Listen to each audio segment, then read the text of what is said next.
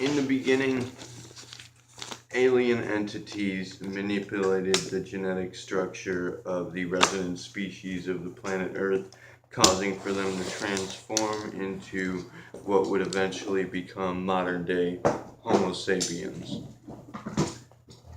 Now, that is at the very least a theory presented by a great many people, in fact, and honestly, from my perspective, it's clearly perhaps the most efficient theory that we have available regarding most especially religion and, you know, scriptural ideals, concepts. I mean, if you take a look around, as I asked you to in the introduction video, you take a look around at different cultures all over the world. As I've said, they're all going to tell pretty much the same story. You know, star people came down, sky people came down, people from the heavens came down, angels, what have you. We have the stories of the Anunnaki, which is pretty much exactly the same as the story of the angels in the Bible. We have a story of well, whatever it was that I believe it was still the Anunnaki that the dude Zachariah Sitchin, I believe his name was, came up with this whole structured plot as to what may have gone down concerning an alien race that required a certain kind of a filament of gold that needed to be mined from Earth in order to reinforce their atmosphere on their home planet. And so they came here and they didn't feel like doing the work themselves, of course, so they mutated. This would be the missing link factor in Darwin's evolution theory, which honestly really doesn't work at all without this. Like, this has to be there in order for Darwin's evolution to work at all. So those of you that, you know, were trained throughout school, indoctrinated to believe that evolution as we know it, Darwin's evolutionary theory or the origin of species, is absolutely correct, and you know, it's just the be all and end all, and that's just how it is. You're not only misinformed, but you're fucking just deliberately lied to. Darwin's theory of evolution does not work at all by any standard. It doesn't even actually make any sense if you take a good look at it without this particular one single factor, that there must have been an intervention event at some point, what caused the deliberate genetic mutation of a certain species on the planet. In Zachariah Sitchin's telling, these aliens came looking for gold. They didn't want to do the work themselves, and so they genetically modified the resident species, the more humanoid resident species, which would have been, you know, the primates, and they turned them into something similar to humans. I can't remember the exact terms now. I'm not an anthropology expert yet, but I will be. But you know, there were variations of Homo something, Homo erectus and whatnot, leading up to Homo sapien. But essentially, they created this slave race that would, for the most part, become us at some point, for the purpose of having them mine the gold. You know, having them do all the dirty work and get their hands dirty, put themselves at risk in the mines down there, and pull out this gold so that this Anunnaki, I believe Zachariah Sitchin's story was regarding the Anunnaki. And then I don't know. I guess they booked after they got the gold, maybe. But there are other stories that tie into this that pretty much tell the same story exactly. Most specifically, the Hindu Rig Vedas, which I've suggested for you guys to watch several times over and over and over again. Please check that out if you haven't. I mean, I'm not sure what it is that you guys out there are so interested in, like maybe the current politics or like the newest video game or the coolest movie that's coming out, but I assure you, I give you my personal guarantee, the Hindu Rig Vedas is cooler. and it's more interesting, and it's extremely useful. Information-wise, it is extremely useful insofar as, constructing a potentially stable understanding of our history.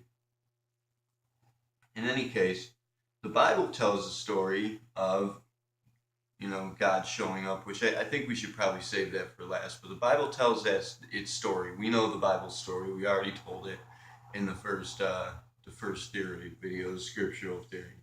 But the Hindu Rig Vedas backs it up. But not only backs it up, insofar as kind of telling the same story just with different names, different places, different dates, but it it actually goes so far as to make an attempt at describing the technologies in play. And I mean technologies. They're describing machinery. They're describing what were called vimanas. They're like flying machines that, for the most part, are defined or described almost precisely as we would describe the sightings of modern day, flying saucer type vehicles, which I know flying saucer, tinfoil hat, conspiracy nonsense, it's all wild bullshit, right? But no, we actually have a great deal of evidence to back this up. And it's really gotten to the point in my mind where it's like I really can't seem to bring myself to understand how so many people actually disbelieve that sort of thing, like actually discredit it outright automatically. I mean, I understand that you guys have been programmed, you've been indoctrinated, not you particularly, of course.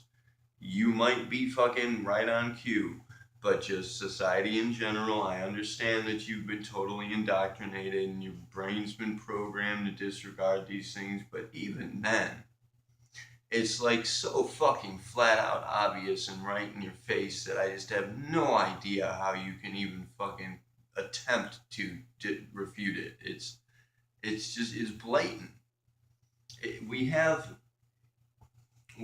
Right now we're still digging up artifacts and what do you call them, ruins and whatnot from earlier civilizations, which thereby, mind you, proves that the biblical flood did in fact take place, because we have found a world, an entire world, buried beneath ours. It exists. It's there. It's not bullshit. There is a whole world buried beneath the world that we are standing on. And when we do dig into it, what we find is this imagery depicting precisely what people have defined. We find imagery depicting precisely what people have described as flying saucers. We find imagery depicting precisely what people have described as being these little grays with the big heads and fucking eyes and shit. Big eyes. We find all of this stuff that just matches up, corresponds perfectly with what the crazy wackos that have talked about abductions and shit are saying. And it's like, to take a look at that, I mean, I suppose a lot of you maybe aren't taking a look at that at all. And when you do take a look at it, maybe you think it's nonsense, or maybe there's a good chance that cognitive dissonance pops into play and you just like, your brain just shuts down and ignores it entirely. You really got to fight that. You have to fight that. That's going to kill you every time. And mind you, my spotter used to tell me, every time that you lose track of who you are, she used to say, death is waiting for you around every corner, and you have to be cautious in every move, because death is always hiding, sneaking around, waiting to get you.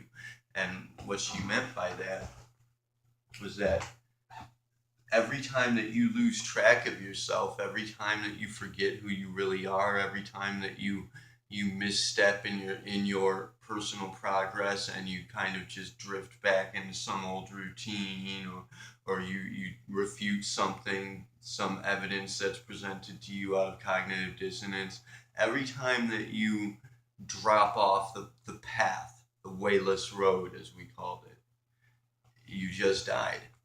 You just died and are reborn to start anew. And you have to begin again from scratch with whatever's left over. And I guess that might be weird for some people, might not understand that fully, and it might come across as kind of crazy actually. But if you're a spotter, you'll probably have an idea of what I mean by that. And if you're a practice spotter, and when you become a practice spotter, you're going to understand exactly what I mean by that. Every time that you're defeated by the distractions that the world presents, every time that you're overcome by the challenges that are given to you as an opportunity to rise, you've lost a life. You've lost yourself. In any case, we have all this imagery depicting what we would describe in these days as being these alien entities, which of course, as I've said before, they're not actually aliens. They're just people. They're some different kind of people from some different place. You know, there does exist actual alien things, creatures, entities, I suppose you could call it. The Remnants of Tomorrow program is investigating just such a phenomenon, that there are in fact actual alien kind of, I guess you could say, creatures, but and it's not even that. It's like an alien intelligence, I suppose, would be the best way to give it, due respect.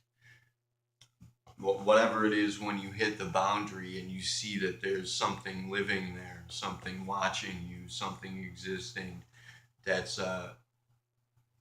alien to us. We don't know what that is. We have no method by which to identify with that. We can't even approach the subject. It's entirely alien to our very comprehension. That's what alien is. Now, these creatures that came from somewhere, the Anunnaki, the angels, whatever you want to call them, all different cultures have different names for them, but they all have the same descriptions. And, as I was saying, the Hindu Rig Vedas have even descriptions of the vehicles they use, these Vimanas, and that they have this story is written out. The Rig Vedas are written out as a historical account. They're not a mythology. And it's much the same as the Bible is largely regarded as a historical account, even though it actually is a mythology.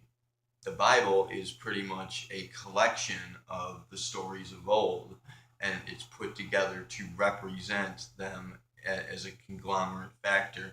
I suppose you could say that the Bible is somewhat close to what we're trying to accomplish with the initiative, except that, well, it turned into a weapon for the proverbial forces of evil, I suppose you could say, because it's doing a hell of a lot of damage to its own cause, really, and its own people. But we have all of these accounts all over the place. We have little, etchings in walls in some of these older ruins of the alien heads. There's one ruins, I can't remember what it's called. I'll fill you in. I'll put it like in the comments if I can find it and recall what the actual name of the place is, and you can look it up. But there's a certain place where there is a collection of head carvings, and it's a head from every different culture. Like, seriously, every existing culture in the entire world is carved into the wall, a little head representing them. And amongst the cultures, is one little alien head with the big eyes and the big fucking dome. And it's crazy. It's crazy and creepy, and it's awesome. But then we have all these stories, and, for the most part, they're all regarded by the cultures that tell these stories. They're all regarded as actual historical accounts. The only people that regard any of this as mythologies are the modern day governed cultures, like like America or like the UK, the big shots, the money mongers, the people who are running the world, these countries that are too big for their fucking bridges. They're the ones who are educating you to believe that this is all bullshit and myth. But if you actually get the fuck out of here and you go and you talk to the real people in the real places about their real history, they're going to tell you that this really happened. And insofar as concerns the Bible, what we have there essentially is the story of this fucking dictator that kind of invaded Earth, that came to Earth. And again, as I've said in a different video, it may not actually be Earth. This story may actually be referring to a different place. And in fact, I'm of the personal theory that it is referring to a different place, not necessarily a different planet, so to speak, but that's my personal theory is a really wacky one that I don't want to get into because it as I've said before in many of my initiative videos, it's dangerous. But my personal belief structure is fucking crazy. And you just believe me, you don't want to hear it. And I don't want to tell you because, on one hand, one of two things is going to happen. Either A, you're going to think I'm a total fucking nutcase and you're going to blow me off altogether, or B, you're going to believe it and understand it and identify with it, and then you're going to be living in the shitstorm that I am too. And I don't want to share that havoc. So, anyways, what we have with the Bible is a story of this invading force that came here under the rule of some dictator who immediately imposed himself upon the people and aggrandized himself and just self-proclaimed God figure. He proclaimed himself as being our God, and largely because it seems that he and his people, whomever they are, his scientists or what have you, use genetic modification to actually create the race that the resident race, our species, Homo sapiens, or what would become Homo sapiens. And so he kind of proposed himself in that way as being our God, this person, this guy. Again, it's a he in the story. But he ruled with an iron fist, and he really treated us like garbage, and he imposed these rules that were not necessarily bad rules, but I mean, is it really deserving of total annihilation to break them? And should anybody be expected to live up to them perfectly? No, this guy was a dictator. This guy was very clearly a bad guy, a fucking asshole. And he was just murdering people all over the place because they didn't abide by his rules perfectly. And one of his officers stepped up, one of his highest ranking officers stepped up and said, you know what, fuck you, I'm not going to do this anymore. These are real people with real lives and I'm going to help them. And he was cast out from the heavenly kingdom, which would have been these floating vimanas in the sky, these starships or what have you, however you want to refer to them. And then he was cast down to earth, and his loyal followers, I mean, this was a high-ranking officer. This was like this. Think of any military scenario. If you throw out a commander, it's very likely that a lot of his people are going to follow him. They're loyal to him. He trained them. They're his people. And so a lot of these angels took off and went with him to follow him and essentially started a rebellion, formed kind of an underground rebellion to fight back against this dictator God character, whom all the while was up there just looking down from on high, murdering whomever he damn well pleases for whatever reasons he decided to make up. And if you read through the Bible thoroughly, you're going to find that a lot of the reasons he killed people for are entirely contradictory. This dude's just a fucking nutcase and an asshole and a murderer. This is the god that you're worshiping is essentially a fucking serial killer. And so this Lucifer character launched a rebellion against him, attempting to fend him off from us, to save us, to save Earth from him. And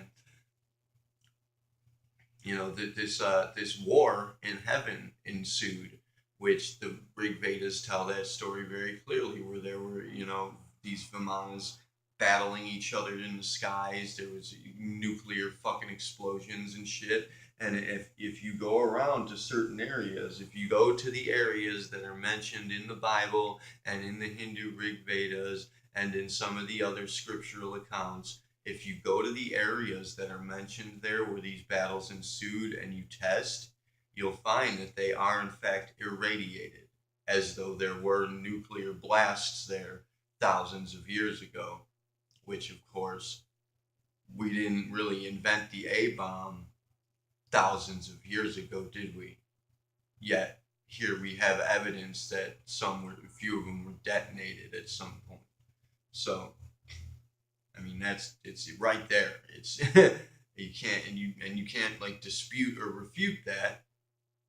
I don't see how you're going to tell me that there's just naturally, atomic radiation, nuclear radiation in these areas. Like, what is it? Just produce it for no reason? And is it a total coincidence that it happens to be in the areas that are mentioned as being the battle zones? But whatever the case may be, this Lucifer launched a rebellion, and of course, what follows, it reads like propaganda. It's just like Mein Kampf or Nazi propaganda, where Hitler demonized the Jews and said the Jews are evil people, they're worthless, they don't deserve to live, we need to eradicate them. Here we have this God character telling the world, telling his creations, that this Lucifer character and his people, they're all demons, they're all evil, they need to be eradicated, don't trust them under any circumstances. It is propaganda. This is wartime right now. Throughout the Bible, this is wartime. And we have propaganda launched to demonize the rebel faction that's in fact attempting to protect our people here on Earth from this dictatorial force that's out to just fucking annihilate us. And it gets to the point where he decides to just fucking wipe everyone out. And, somehow someone survives. And throughout all the accounts, in every one of the religious scriptural accounts, just about, there's going to be the very same characters are going to appear. They just have different names, different places, different times. But there's always going to be that character that somehow built a vessel that survived the flood. And there's always going to be the messianic figure that has exactly the same traits of virgin birth, the rose from the dead, performed all these miracles. It's always the same thing over and over again in every scriptural account. But, older and older and older. Each and every scriptural account that we're speaking of here is older than the Bible. The Bible is the very newest one. And it tells the story in the very least detail and the very poorest writing. It's a terrible excuse for a book, really. I mean, I like it. I read it. I glean a lot of value from it. It's a good book for the most part, but it's also a shit book from a writer's perspective. In any case, there's two instances we have to look at there where actually, you know what? We're not going to look at those yet because that's part of a different theory, but we have the Ten Commandments, which I do believe is a realistic aspect of it. And what we can say about the Ten Commandments for this theory particularly is that these Ten Commandments were altered several times. And this covenant that we had between God and man, was altered, was negotiated and changed in various times. There's various different of course I forgot the word, just different variations of it, and it ultimately wound up being the Ten Commandments that we know of today. And then there's the Jesus figure who showed up, and he started talking about a God that exists in some heavenly kingdom, and he was very clearly not talking about the God that tried to kill us all. Jesus was talking about somebody else. Jesus was talking about a real God, an actual living real God presence, not some dictator, like Pharaoh. And mind you, you have to keep in mind here that they're gonna call any fucking pharaoh or king or ruler a god back then. That's the term that they use. That's where the term came from. The gods of old from Greek mythology, they were just rulers. They were very powerful people that were ruling over certain nations. But we have that story, what reads like propaganda, demonizing Lucifer and the rebel factions, what seems to be a war occurring in the heavens between these flying machines, and we have all the stories from all ancient cultures telling that people came down from the heavens and taught them everything they know, built these amazing structures for them as testaments to their presence. I mean, they stand the test of time, and they're there very clearly simply to remind us that yes, this did in fact happen. And some of the structures, by the way, are not just reminders. Some of them are actually serve a functional purpose, which we're going to get to in different videos. That's not really a part of the secular theology course, so that's more part of the principle dynamics course, but we'll get to it. And if you're interested in it, tune into principle dynamics. I got a lot of great shit to tell you there. This is regurgitation. These theories are well known by any spotter that's into anything, really. But basically what we have here to deal with is the potentiality for four possible conclusions regarding this particular theory. And mind you, every one of these entirely discredits whatever understanding you, or at least society at large, is very likely to have. So try to keep that cognitive dissonance on a leash when you hear this, please. One, either somebody in some culture somewhere came up with this idea to write this wacky sci-fi story describing, the machinery and technologies that, mind you, are strikingly similar to some of the technologies that we are actually, developing now in this day and age. They decided to write this wacky sci-fi story for whatever reason, and all of a sudden that precise same description and story and understanding started popping up all over the place. Again, the 100 Monkeys theory. Somebody got this idea, spread it around a little bit, said, here, read my manuscript, check it out, to a few of his friends, and then suddenly all over the world people are getting precisely the same idea, which would be very clear evidence to a collective consciousness. And, just as I said, the 100 Monkeys theory in action. B, somehow somebody, prophets or shamans or what have you, or just, cultures, sorcerers, witches, whatever you want to call them, managed to glimpse into the future and actually see our current technology and what we are capable of doing now, or perhaps even further into the future. Or could very well be time travel from the future coming back and informing them in some way. That's a potentiality too. Either way, it proves that there is, at the very least, some sort of an extrasensory perception in play, which, mind you, is not extrasensory. It's another sense. We have these senses. We're just not, we're kind of, as I said, we're entrained to kind of block them out and make no use of them, misuse them, really. We're trained to shut them down, but you can unlock them, you can open them up. But that would be proof or evidence to the fact that there's some kind of greater sense in play and that people can see into the future, or even there's a possibility of some sort of time travel, which either way it's really time travel ultimately.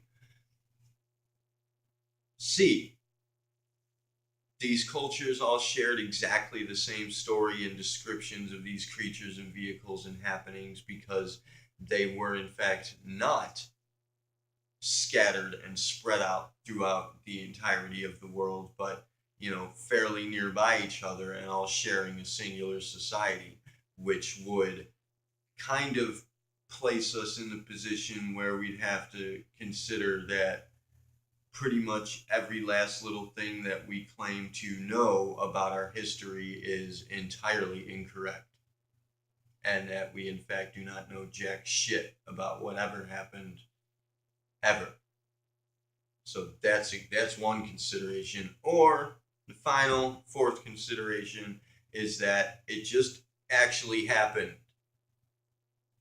Because everybody's telling the same fucking story, and we have physical evidence to account for it, and then we have people here in this day and age experiencing it, at the very least claiming to. If I'm never gonna fucking take somebody's word for it and just say, okay, you experienced an alien abduction. I'm very skeptical in that regard, and honestly, I don't believe a whole lot of them, but some of them I do, and that's enough. If one of them is true, then there you have it. It's a done deal. And personally, I've been convinced of more than a few. So, working with the Coast to Coast Network and the fucking radio news networks, alternative news networks that we're associated with, and especially the work of Linda Moulton Howe. Look into Linda Moulton Howe if you want to get into some of the good shit there. It's irrefutable in my mind, because it's just fucking blatantly obvious. Personally, I don't want to be an asshole to anybody. Maybe I kind of do want to be an asshole to everybody. Maybe you kind of deserve it. If you're out there and you see these things, you hear what I just said to you, if you look into it and you see the evidences and you still let that cognitive dissonance force you to say no, it's not, that's stupid. It's just, you're an idiot. It's the stupidest fucking thing in the world. Like the dumbest fucking conclusion you could possibly come to just toss away the evidence you have at hand because, I don't know, your fucking history teacher in high school told you something different, or because, your friends don't really believe it and you don't want to be the oddball out.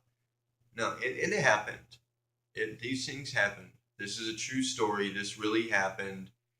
At some point, aliens came here, invaded, whatever they were here for, who knows, that's up for debate. Whatever actually happened between them, this war in heaven, however it ended, whatever went down, and the ultimate conclusion, that's entirely up for debate, but it did in fact happen. And it's very highly likely that there are in fact